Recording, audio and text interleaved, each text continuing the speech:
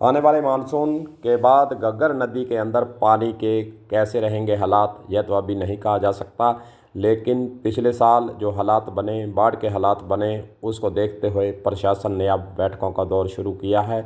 सरपंचों के साथ भी बीसी के जरिए कलेक्टर जुड़े हैं और अधिकारियों के साथ भी घग्गर नदी के अंदर बाढ़ अगर आ जाती है तो उसका कैसे सामना करना है, इसको लेकर बैठकों का दौर अभी से शुरू किया जा चुका है।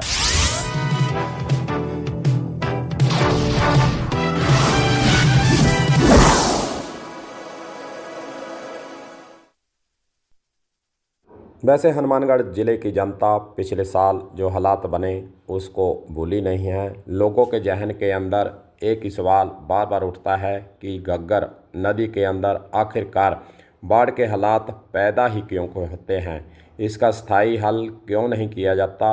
तमाम ऐसे सवाल जनता के मन के अंदर खटक रहे हैं कि आखिरकार प्रशासन समय रहते अपनी तैयारियों को अंजाम क्यों नहीं देता, क्यों बैठकों तक सीमित रहता है प्रशासन। इस प्रकार के सवाल जनता के मन में उठते हैं और जब हालात बदतर हो जाते हैं, हालात ख़राब हो जाते हैं, फिर जनता से सहयोग की मांग प्रशासन के द्वारा की जाती है। हालांकि जनता सहयोग भी देती है। मुश्किल के वक्त हर व्यक्ति उस वक्त समस्या को जूझने के लिए, समस्या को दूर करने के लिए अपने जितना उसके बूते की बात है उसके अनुसार वह सहयोग करने से हनुमानगढ़ की जनता पीछे भी नहीं रही है।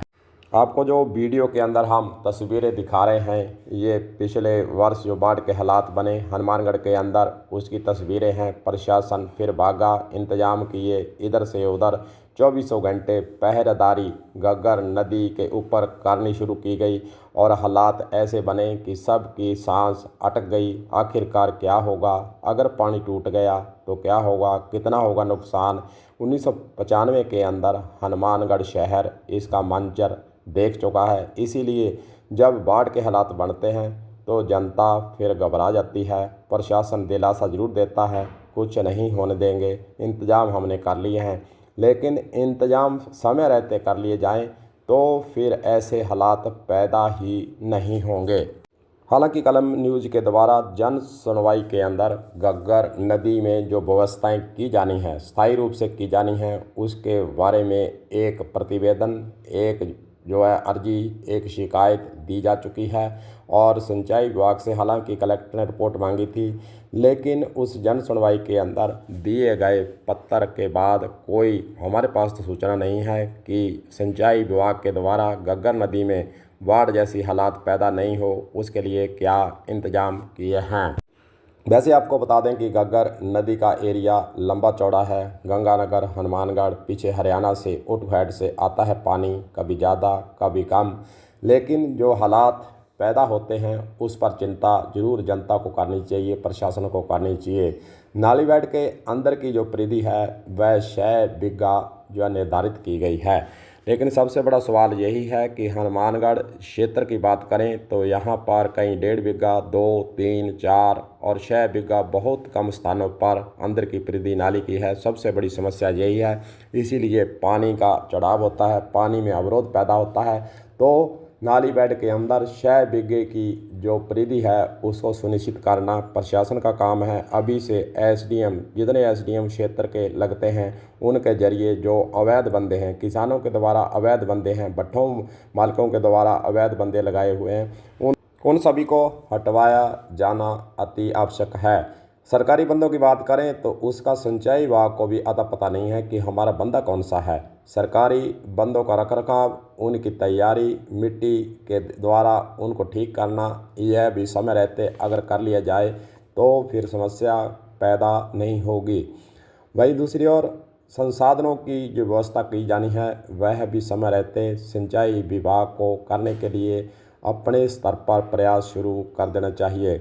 घग्गर नदी पर जितने भी पुल बने हुए हैं उनके नीचे से सफाई होना अति आवश्यक है, मरम्मत किया जाना भी आवश्यक है। उनके नीचे से देखा जाए कि पुल, घग्गर नदी के ऊपर जो पुल हैं वह सुरक्षित है या नहीं।